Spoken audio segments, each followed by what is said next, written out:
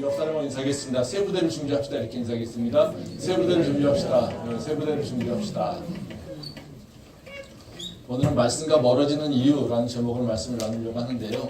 우리가 신앙생활을 하면서 기도와 함께 가장 중요한 것이 말씀입니다. 우리가 말씀이 없으면 하나님을 알 수도 없고요. 또 하나님과 가까이 나갈 수도 없습니다. 그래서 말씀이 부족하면 사실 하나님과 깊은 교제로 나가기가 어렵다는 거죠. 그래서 우리가 신앙생활하면서 기도를 통해서 하나님을 만나는 것도 되게 중요하지만 또 그 반면에는 그 다른 면에서는 말씀을 통해서 하나님을 더 깊이 알을 때 우리가 하나님과 더 깊이 만날 수 있다는 거죠. 그래서 우리 신앙생활은 항상 말씀과 기도가 두 축으로서 하나님과 교제하게 되는 것입니다. 그래서 우리한테 신앙생활에 있어서 내가 말씀을 어떤 태도로 또 내가 말씀에 대해서 어떻게 지금 대하고 있는가 이 부분은 사실 굉장히 중요하다고 생각이 됩니다. 그래서 오늘은 우리가 말씀을 대하는 태도를 다시 한번 좀 생각해 보려고 합니다. 오늘 읽은 말씀은 이제 예수님이 제자들에게 하나님의 말씀을 온전히 지키는 것이 어떤 것인지에 대해서 설명하고 있는 말씀입니다. 누가복음 11장 말씀에서 예수님이 기도에 대한 설명이 다 끝나신 이후에 바리새인 집에 초대를 받습니다. 그랬더니 근데 거기서 이제 식사하시기 전에 예수님께서 손을 씻지 않으십니다. 즉 정결예법을 어기시고 있는 거죠. 그래서 손을 씻지 않으니까 바로 그 바리새인이 문제 제기를 하는 겁니다. 왜 손을 안 씻습니까? 그래서 그 문제 가지고 이제 논쟁을 벌이기 시작합니다. 그래서 예수님은 손 씻지 않아도 돼. 야 너희 더러운 것은 밖에서 들어오는 것이 아니라 안에서 너희 안이 더 더러운 거야. 이렇게 얘기를 했더니 이제 이 바리새인들이 우리를 모욕하는 것이라고 이렇게 얘기하고 있다는 거죠. 그러니까 바리새인들이 율법을 지켜야 된다고 얘기하는데 사실은 예수님께서는 너희들이 지키는 율법은 잘못된 방식이야 이렇게 얘기를 하고 있다는 것입니다.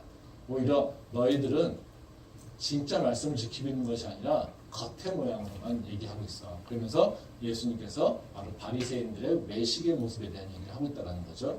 말씀 한번 보도록 하겠습니다. 누가복음 12장 1절 말씀입니다. 그동안에 무리 수만 명이 모여 서로 밟힐 만큼 되었더니 예수께서 먼저 제자들에게 말씀하여 이르시되 바리새인들의 누룩 곧 외식을 주의하라. 예, 이 말씀은 이제 아까 그 바리새인들과의 외식에 대한 논쟁이 있은 이후에 그 제자들에게 얘기하시는 겁니다. 그래서 여기 보면 뭐라고 하십니까? 그 너희들은 바리새인들의 누룩 곧 외식을 주의해라 이렇게 얘기를 하고 있죠. 그래서 즉 말하자면 바리새인들이 하나님의 율법을 매우 중요하게 여기고 그리고 삶의 기준으로 살고 있는데 그거는 실제로 그들은 잘 지키고 있는 것이 아니야. 그러니까 너희들은 그들을 따라가지 말고 진짜 하나님의 말씀을 제대로 지켜야 돼. 이렇게 얘기를 하고 있다는 거죠. 그래서 바리새인들과 다른 모습으로 너희들은 말씀을 지켜야 된다라고 하는 것을 얘기하고 있습니다. 그래서 오늘 말씀은 사실 말씀을 지키는 것이 뭘까? 또는 말씀을 우리가 어떤 태도로 대해야 될까라고 하는 부분에 대해서 예수님께서 말씀해 주시는 거라고 생각됩니다. 그래서 오늘 이 말씀을 가지고 바리새인들의 모습과 우리 모습을 좀 생각을 해보려고 하고요. 그리고 우리가 바리새인들이 아니라 정말로 외식하지 않고 진짜 하나님의 말씀을 지키기 위해는 지금 이 시대에서 우리가 어떻게 또는 무엇을 기억해야 될 것인가 이 부분에 대해서 같이 생각을 해보려고 합니다. 그래서 첫 번째로 우리가 생각해 볼 문제는 뭐냐면요. 바리새인들이 왜 외식을 할까라는 겁니다. 말씀을 지키는데 왜 바리새인들은 외식하는 모습, 즉 겉모습만 지키는 모습으로 나갈까라고 하는 것입니다. 이 바리새인들이 그 외식하는 이유는요. 다른 것이 아니라 그들이 하나님을 바라보면서 말씀을 지키는 것이 아니라 세상 사람들을 향해서 말씀을 지키고 있는 것을 드러내고 있기 때문인 것이죠. 즉 하나님을 바라보면서 말씀을 지켜야 되는데 그들은 말씀을 지키면서 세상 사람들을 바라보면서 지키고 있다는 거예요. 말씀 보도록 하겠습니다. 누가복음 11장 42절 43절 말씀입니다. 화 있을진저 너희 바리새인이여 너희가 박하와 운향과 모든 채소의 11조는 들이되 공의와 하나님께 대한 사랑은 버리는도다. 그러나 이것도 행하고 저것도 버리지 말아야 할지니라. 화 있을진저 너희 바리새인이여 너희가 회당이 높은 자리와 시장에서 문안받는 것을 기뻐하는도다. 이것은 이제 예수님이 바리새인들의 행위에 대해서 평가를 하고 있는 겁니다. 그러니까 핵심적인 말씀은 뭐냐면요. 너희가 말씀을 선택적으로 지키고 있다. 이런 얘기예요. 여기서 보면 박하와 운향과 채소의 11조는 드리고 있으나 공의와 하나님의 사랑을 지키지는 않고 있다. 이렇게 얘기하고 있잖아요. 여기서 박하와 운향과 채소의 11조, 이거는 말하자면 작은 11조 얘기하고 있는 겁니다. 뭐 이렇게 수학이 여러 가지 있잖아요. 근데 수학 중에 뭐만 지키는 겁니까? 박하, 운향, 채소의 11조만 지키고 있는 거죠. 예. 그러면서 다시 말하면 11조를 드릴 때 작은 것들만 드리고 있다는 거죠. 이것은 왜 그러겠어요? 예. 세상에서 나 11조 잘하고 있어 라고 하는 것, 나 11조 드리고 있어 라고 하는 것을 드러내기 위해서 그 박하와 운향과 채소의 11조는 드리고 있다는 거예요. 근데 뭐는 잊고 있습니까? 하나님의 공의와 사랑은 놓쳐버리고 있다는 거죠. 지키고 있지 않다는 거죠.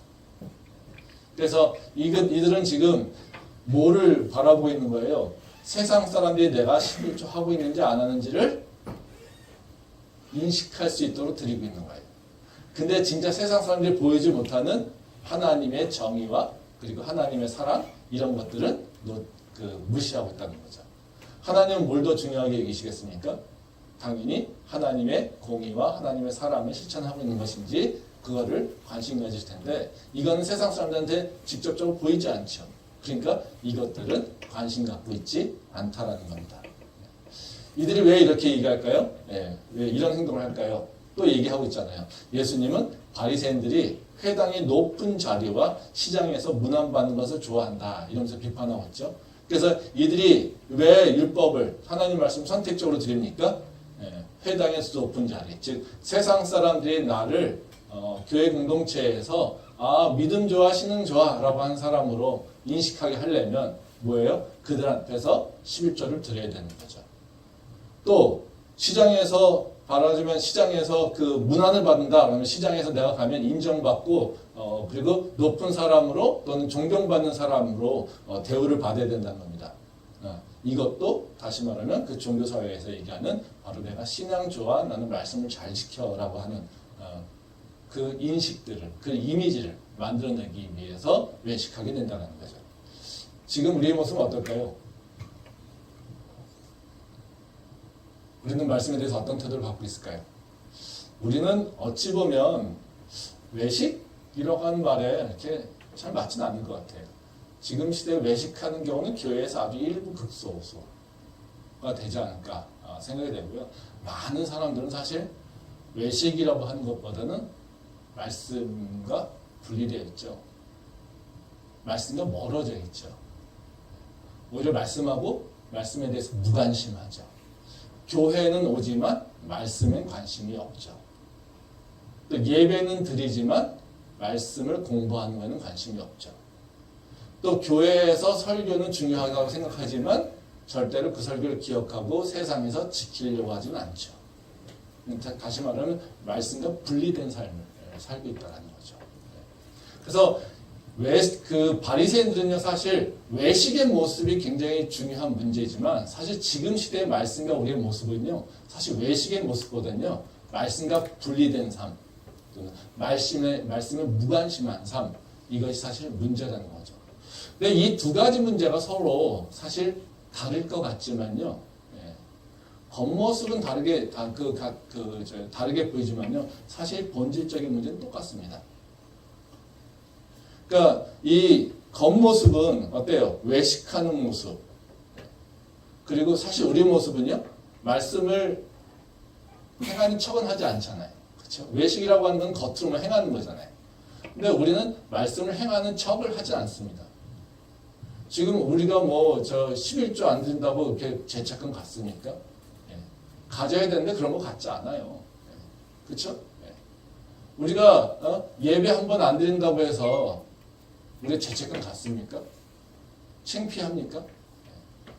우리가 교회에서 예배 좀 늦었다, 그리고 제대로 안 들었다, 이거에 대해서 창피함 갖습니까? 그런 거 갖지 않아요, 저희는. 그렇죠? 세상에서 내가 하나님 말씀을 잘 지키지 않아 라고 하는 것에 대해서 우리는 뭔가 위기감을 갖습니까? 전혀 그런 인식하지 없습니다. 겉으로 보면요, 사실 바리새인들은 외식하는 거의 문제지만 사실 우리는요, 그런 거에 대한 외식에 대한 부담도 없어요. 그리고 그 말씀에 대한 부담이 없기 때문에 외식하려고 하는 것조차 생각하지 않아요. 그렇죠? 네. 그렇지 않습니까? 근데 그런 일이 왜 일어나냐는 거죠.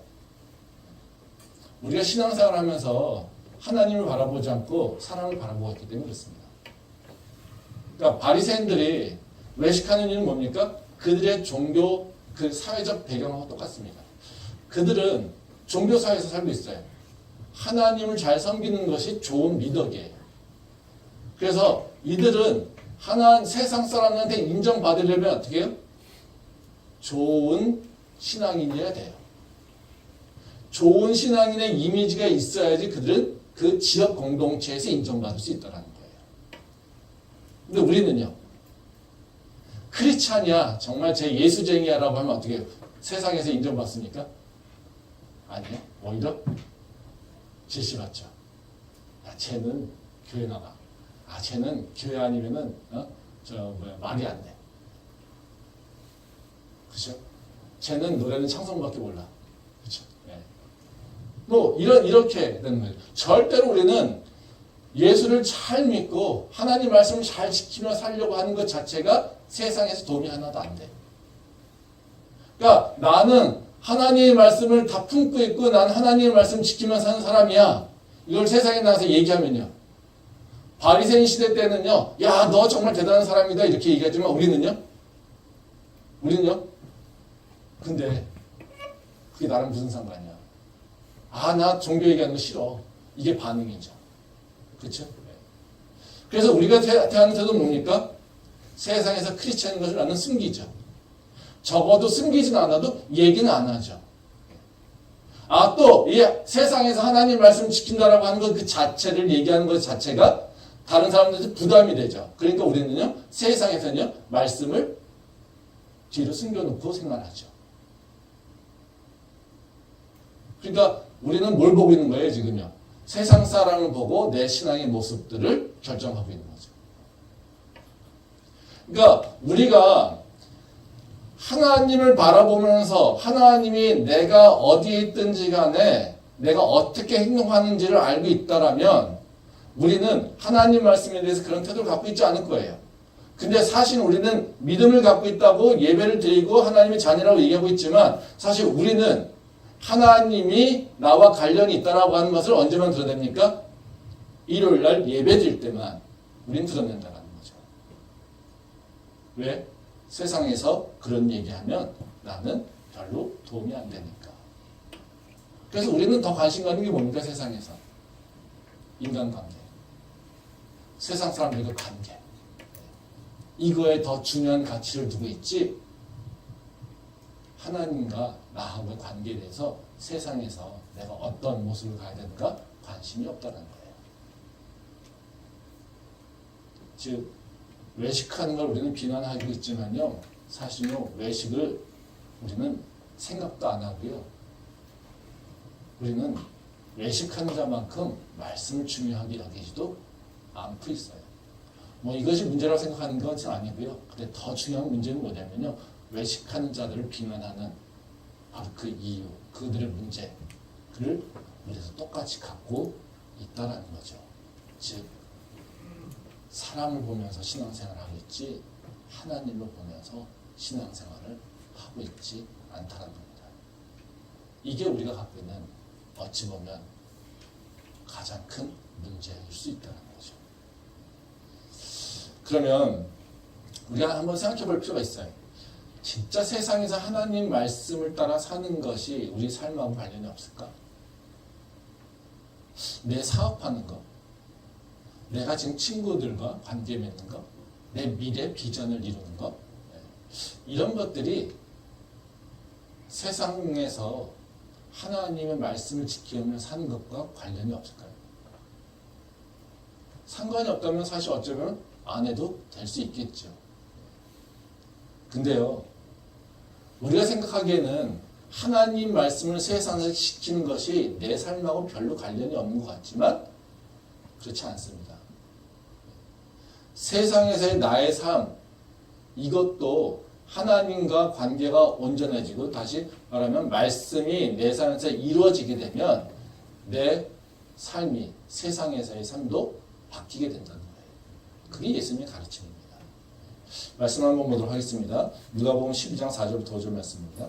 내가 내 친구 너희에게 말하노니 몸을 죽이고 그 후에는 능히 더 못하는 자들을 두려워하지 말라. 마땅히 두려워할 자를 내가 너희에게 보이리니 곧 죽인 후에 또한 지옥에 던져넣는 권세 있는 그를 두려워하라. 내가 참으로 너희에게 이르노니 그를 두려워하라. 이 말씀은 이제 예수님께서 제자들에게 가르치는 말씀입니다. 예수님은 세상에 두 종류의 권세자가 있다고 좀 얘기하고 있습니다. 4절을 보면은 그런 얘기하죠. 몸에만 관여하는 권세가 있다 이렇게 얘기하고 있고요. 5절에는 뭐예요? 몸과 몸이 죽은 후를 결정하는 권세가 있다 이렇게 얘기하고 있어요. 즉 예수님이 지금 권세자를 두 가지를 구분하고 있는 거죠. 하나는 몸, 육체를 관여하는 그런 존재가 있다, 권세가 있다. 또 다른 하나는 뭡니까? 육체뿐만 아니라 육체의 죽음 이후에 그 결정을 하고 있는 권세자가 있다 이런 얘기죠. 이거는 뭡니까? 육체만 관리하고 있는 것은 세상의 영 또는 육의 영이죠. 그렇죠? 뭐 어둠의 영이죠. 이거는 뭡니까? 하나님을 얘기하는 거죠. 우리의 육과 우리의 죽은 이후에 육의 장막을 떠난 이후에 우리의 삶을 우리의 생명을 결정하는 그 권세자를 얘기하고 있습니다. 그래서 이 두 권세자 중에 너희가 판단해야 된다. 누구를 두려워해야 되는지, 진짜 누구를 섬겨야 되는지, 누구의 말을 들어야 되는지 이것을 결정을 하는 겁니다. 근데 한번 생각해 보세요. 이 두 영 중에, 두 권세자 중에 우리하고 더 밀접하게 연결이 있는 건 뭡니까? 우리가 금방금방 느낄 수 있는 거예요. 첫 번째 육을 관리하는, 육에 영향을 주는 권세, 또는 육과 우리 죽은 이후에, 육이 죽은 이후에 우리를 결정하는 권세. 우리한테 어떤 게 더 직접적일까요? 이쪽이 더 직접적으로 느껴진다는 거죠. 이쪽이다. 그래서 우리는 육체에 이렇게 직접 반응하잖아요. 그러니까 육하고 먼저 만나기 때문에 육의 어떤 변화나 육의 어떤 그 반응에 대해서 우리는 바로바로 느끼게 됩니다.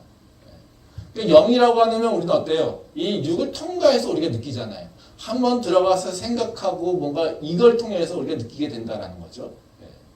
그러니까 우리는 먼저 누구한테 더 이렇게 가깝게 느껴져요?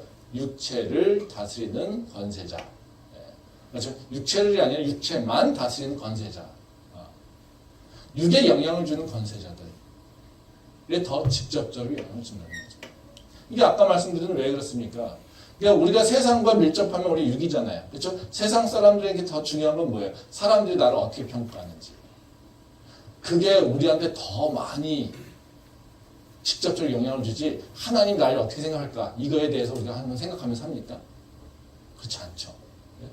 그러니까 생각해 보세요. 우리가 직접 세상에서 뭔가를 행동을 하게 되면요. 사람들이 우리를 평가합니다. 그 자리에서 평가하죠. 그것이 어때요? 우리한테는 되게 중요하잖아요. 그들이 나쁘게 평가하면 우리는 마음이 되게 안 좋잖아요. 그렇죠? 또 그들이 좋게 평가하면요. 우리는 마음이 되게 좋잖아요. 그래서 그거는 직접 막 그들의 관계 속에서 동시적으로 우리가 느끼잖아요. 근데 하나님과의 관계 속에서 어떻습니까? 하나님이 나를 좋아하지 않는 것 같아. 그렇다고 해서 내가 지금 그것이 하나님이 나를 싫어하는구나 이걸 바로 느낍니까? 우리가 하나님한테 조금 잘못했어요? 그럼 하나님이 바로 그냥 우리를 혼내시고 벌하십니까? 그렇지 않아요. 그러니까 하나님의 관계와 바로 세상의 관계 속에서 보면 우리한테 직접적으로 더 육감적으로 느껴지는 건 뭡니까? 세상 사람들. 그러니까 우리는 뭘 볼 수밖에 없습니까? 세상 사람들을 바라보고 신앙생활을 하기 쉽다라는 거죠. 그래서 바리새인들도 마찬가지예요. 이 세상 사람들이 뭘 중요하게 여깁니까? 야, 종교심, 율법 지키는지 안 지키는지, 제가 11조 하는지 안 하는지, 제가 예배 제대로 드리는지 안 드리는지. 그러니까 어떻게 해요? 하나님에게 관심 없어도 어떻게 해요? 이 바리새인들이 뭘 지키고 있는 거예요? 그들이 좋아하는 것, 사회가 원하는 것, 세상이 원하는 것을 지키는 거예요. 그래서 어떻게 해요? 외식할 수밖에 없다는 거예요. 근데 하나님은 예수님은 우리한테 뭐라고 하십니까? 네가 누굴 두려워해야 되니? 세상 사람 두려워해야 되니? 아니면 하나님 두려워해야 되니? 누구의 권세가 더 세냐? 이걸 얘기하고 있어요. 근데 여기서 어떻게 해요? 당연히 누구의 권세가 셉니까? 하나님의 권세죠. 왜? 능력부터 틀리잖아요. 얘는 뭐만 관리합니까? 몸에만 영향을 줘요. 이 하나님은요. 몸이 죽은 이후에 내 영, 이거에도 결정권을 가지고 있어요. 그러니까 어떻게 해요? 하나님이 훨씬 더 강한 권세자며 높은 권세자라는 것이죠. 그러니까 너희가 느끼지 않지만 너희는 뭘 기억해야 된다? 하나님이 진짜 권세자라고 하는 것을 기억해야 된다. 라고 하는 것을 얘기하고 있다는 거죠. 우리가 육으로만 된 것도 아니잖아요. 그렇죠? 우리는 분명히 영혼 육이 있잖아요. 그러면 우리는 육은 열심히 내 눈으로 보이기도 하고 만질 수도 있습니다. 그렇죠? 그리고 그 감각이 나한테 그대로 직접 오죠. 그러니까 우리는 뭘 많이 관리합니까? 육은 관리를 열심히 해요. 근데 우리의 진짜 건강함을 관리하려면 뭘 관리해야 됩니까? 우리 영혼을 관리해야 되는 것이죠. 근데 지금은 세상이 뭐만 관리하라고 합니까? 보이는 몸만 관리하라고 해요.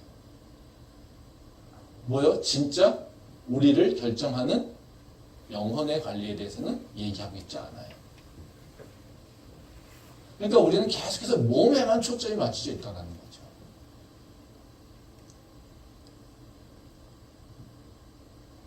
근데 우리의 삶은 우리의 육신에 의해서 결정되는 것이 아니라 우리의 영혼에 의해서 결정된다는 거예요.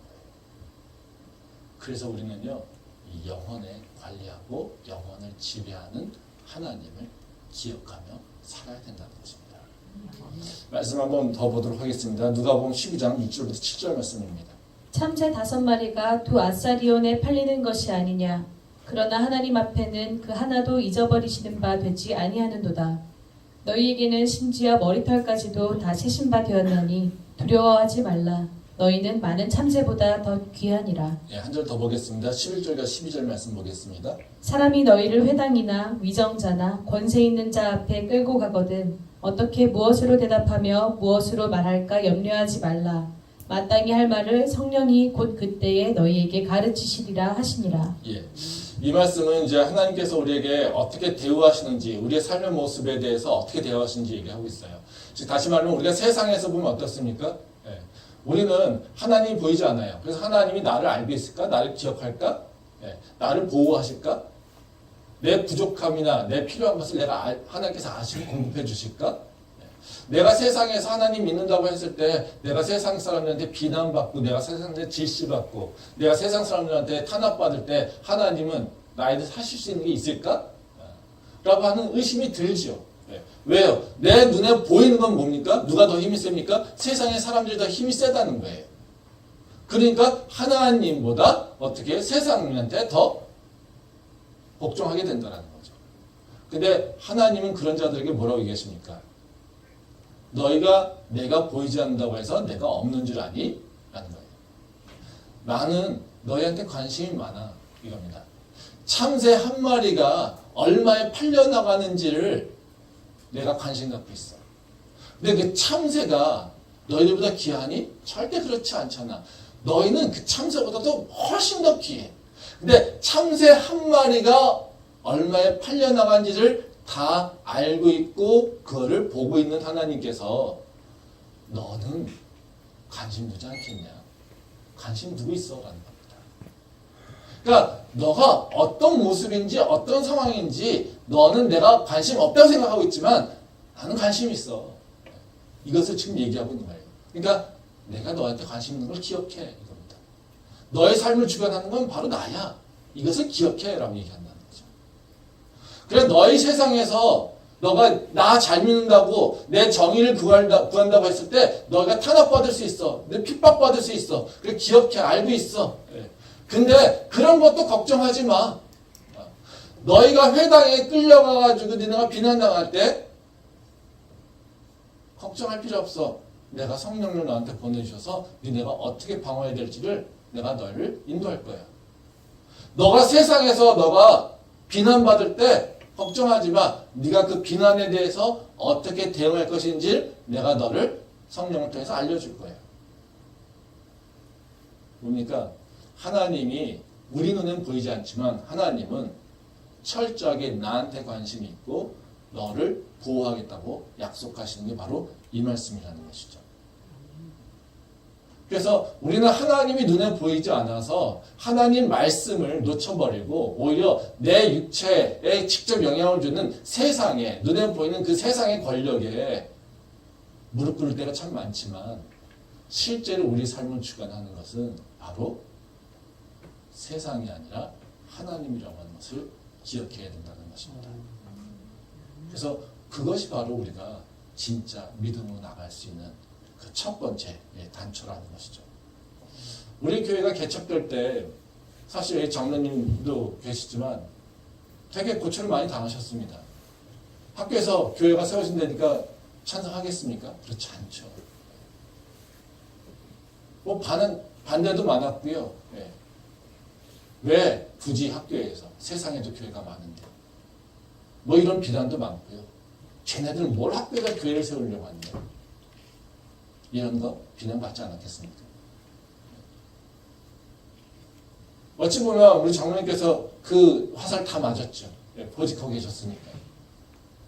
그럼에도 불구하고 세상의 권세가 아니라 내 직장의 권세가 아니라 내 직장의 권세도 하나님께서 주관하신다라고 하는 것을 믿고 있기에 하나님 말씀 따라 내가 고난과 핍박을 이겨내고 그리고 그 자리를 지키니까 저희가 교회가 세워지는 거 아닙니까?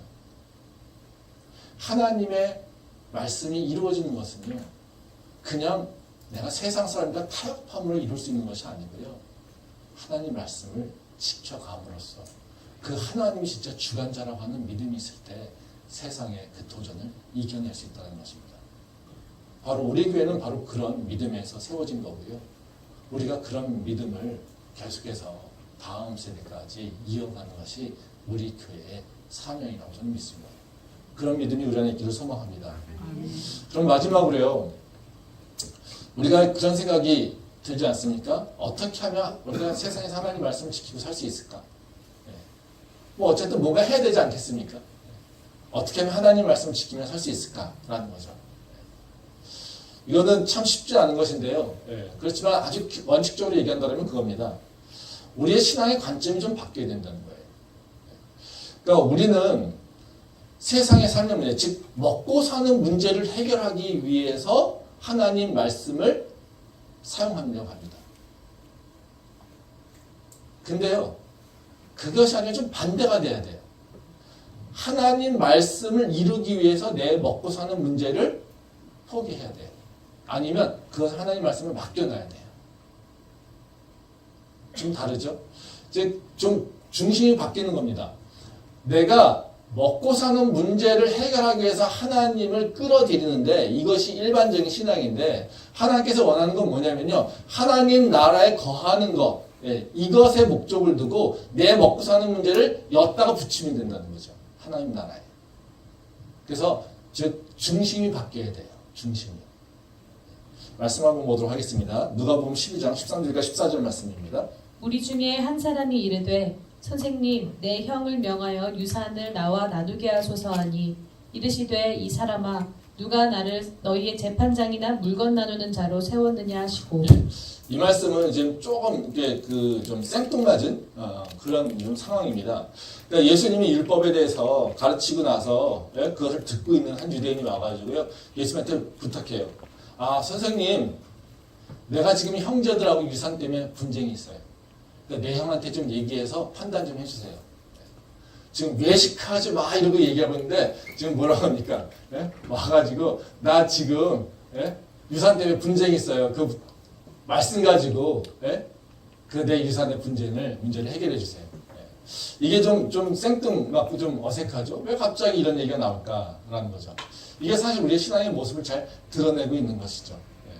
이자가 이제 이렇게 얘기하는 이유는 그러니까 우리가 보기엔 생뚱맞지만 이자의 모습은 사실 그 당시의 율법의 그 활용도를 얘기하고 있는 겁니다. 율법이 어떻게 쓰였는지를 얘기하고 있어요. 그러니까 지금 뭐예요? 율법이라고 하는 것을 하나님의 말씀을 이루는 것, 하나님 뜻을 이루는 것이 아니라 내 삶에서 분쟁이나 판단, 그 어떤 어려움이 있을 때 그 율법으로 해결하는 거예요. 실제로 유산을 어떻게 분배해야 되는가라고 하는 것은 구약에 그 규정되어 있습니다. 민수기와 신명기에 다 규정되어 있습니다. 장자에게는 얼마를 더 주고 뭐 이런 것들이 다 또 그 자손이 없을 때는 누가 누구에게 다 그 유산들이 돌아가고 이런 것들에 대한 규정이 있습니다. 그러니까 지금 그것 때문에 이제 분쟁이 있는 거겠죠. 그러니까 예수님께서 율법에 대해 설명하는 거 보니까 너무 뛰어난 거죠. 율법에 정통할 뿐만 아니라 그 권위가 있는 것을 느끼고 있는 거죠. 그러니까 어떻게 해요? 와, 저 말씀 가지고 있으면 내 문제가 해결되겠다 이렇게 생각하고 있는 거예요. 해결은 되죠. 해결은 됩니다. 그러니까 어떻게 해요? 예수님한테 내 문제 좀 해결해 주세요. 나하고 분쟁이 있어요. 이렇게 얘기하는 거예요. 즉 삶의 문제를 해결하려고 율법을 갖다 쓰려고 하고 있는 거예요. 그런데 그것에 대해서 예수님이 어떻게 반응합니까?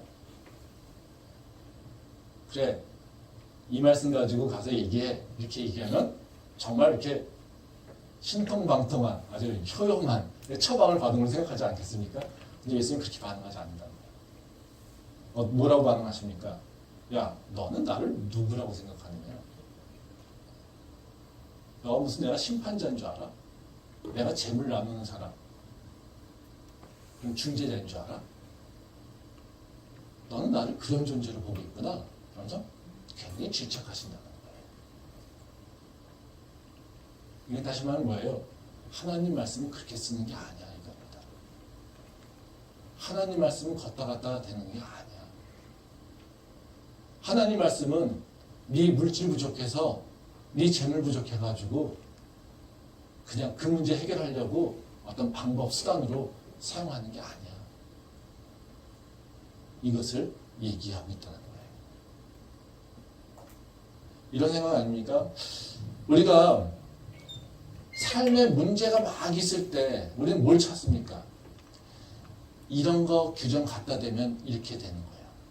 이런 규정 갖다 대면 이렇게 될 수 있는 거예요. 그렇죠? 우리는 이 문제 해결하려면 이 말씀 붙잡고 가면 돼. 뭐 이게 틀린 건 아닙니다. 근데요, 그 말씀을 내 문제를 해결하고 있는 일종의 처방전처럼 생각하는 경우가 참 많다라는 거죠. 근데 그 말씀은요, 그렇게 작지 않다는 거예요. 그 말씀은요, 그 정도의 처방전의 의미를 갖고 있지 않다는 겁니다. 말씀은 우리의 삶 전체를 주관하는 바로 그 통치의 원리를 얘기하고 있다는 겁니다. 말씀 한번 보도록 하겠습니다. 누가복음 12장 29절부터 31절 말씀입니다. 너희는 무엇을 먹을까 무엇을 마실까 하여 구하지 말며 근심하지도 말라. 이 모든 것은 세상 백성들이 구하는 것이라. 너희 아버지께서는 이런 것이 너희에게 있어야 할 것을 아시느니라. 다만 너희는 그의 나라를 구하라. 그리하면 이런 것들을 너희에게 더하시리라. 이제 이 말씀 사실 우리한테 되게 은혜가 되는 말씀인데요. 이렇게 우리한테 직접 적용하는 것 자체가 되게 그냥 믿음으로 이렇게만 될 수 있는 부분이 있습니다. 근데 사실 이 말씀은요, 예수님께서 우리한테 요구하시는 사항입니다. 그냥 믿고 가라고 하는 것도 있겠지만 사실 우리한테 이렇게 행동해라고 하는 것에 그 요구 사항이라는 거죠. 우리한테 뭐라고 하시냐면요, 무엇을 먹을까 무엇을 마실까 구하고 근심하지 마 이렇게 얘기하죠. 사실 우리의 삶의 문제는 뭡니까? 무엇을 먹을까 무엇을 입을까 어떻게 살아낼 수 있을까 이것을 해결하기 위해서 하는 게 나오지 않습니까? 그렇죠? 우리의 문제는 어떤 거예요? 내가 지금 무엇을 먹을까 무엇을 입을까 해결하기 위해서 주님 내가 당신한테 나왔어요 이거잖아요. 내가 그 문제를 해결할 수 있도록 나한테 무엇을 해야 되는지 알려주세요. 이게 지금 우리의 문제잖아요. 내가 지금요 돈이 없어요. 내가 지금요 미래에 뭔가를 해야 되는데 길이 안 보여요. 내가 앞으로 뭔가를 도전해야 되는데 그것이 자신이 없어요. 용기가 없어요. 하나님 근데 내가 뭘 해야 됩니까? 이 문제를 해결하기 위해서 우리는 주님 앞에 나오잖아요. 그렇죠? 근데 예수님께서 지금 뭐라고 하십니까? 야 그런 걸 나한테 구하지 마 이렇게 얘기한다는 거예요. 그 문제 나한테 와서 얘기하지 마 이런 겁니다. 그렇죠? 그럼 한번 생각해 봅시다. 우리가 하나님한테 기도할 때 돈 달라고 하면 안 될까요? 재물 달라고 하면 안 됩니까? 먹을 거 입을 거 달라고 하면 안 됩니까? 이 말씀 보면 아닌 것 같죠? 그렇죠? 근데 주기도문은 어떻게 얘기합니까? 일용할 양식을 해서 구하라고 하잖아요. 그건 뭐예요? 먹을 거 입을 거 구하라는 겁니다. 이게 뭐예요? 주기도문에서는 구하라고 하는 그 여기서는 또 뭐예요? 구하지 말라고? 판단해야 돼? 하지 말아야 돼? 예. 우리가 구할 수 있습니다. 예. 우리가 당장 먹을 게 없어요? 구해야죠.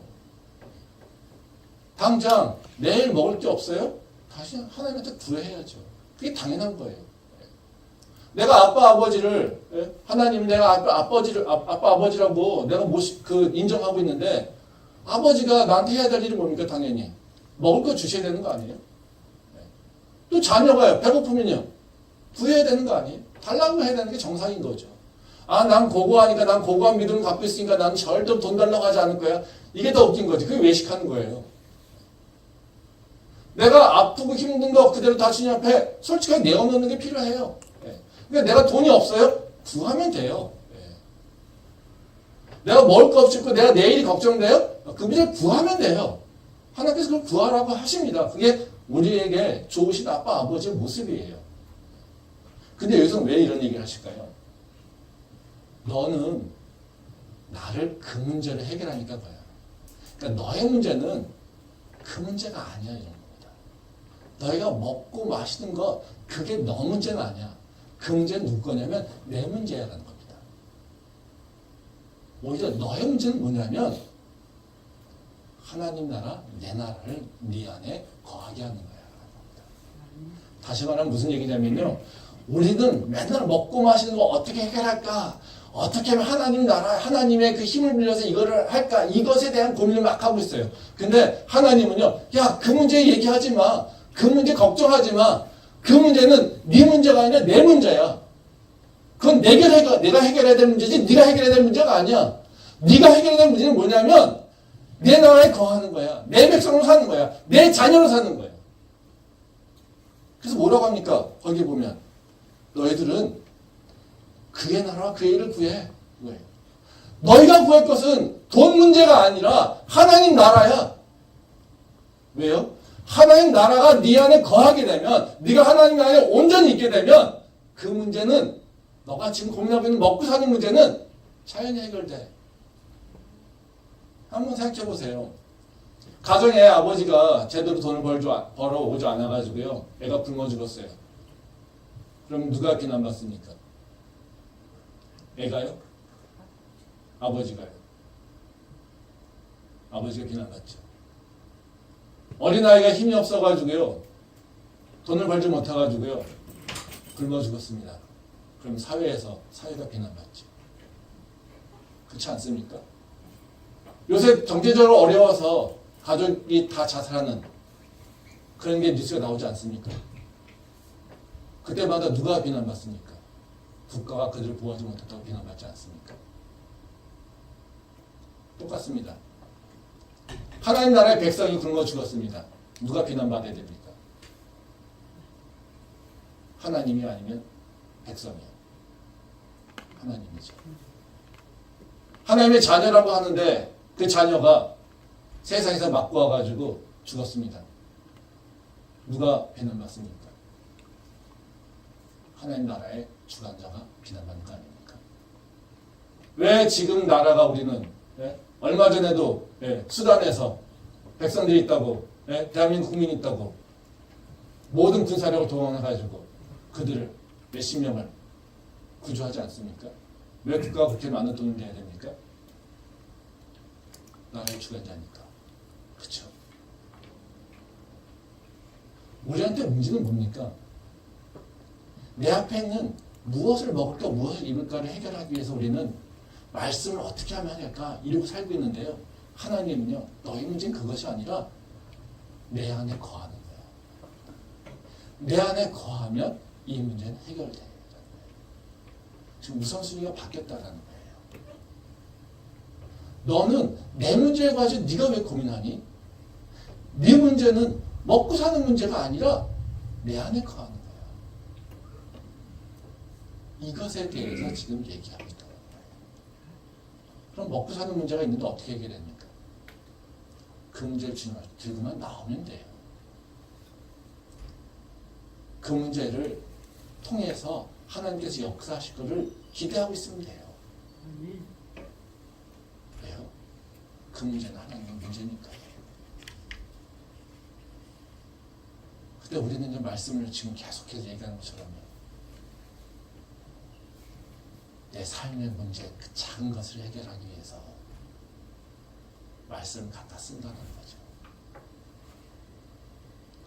그 말씀을 거기에만 쓰니까 문제인 거죠.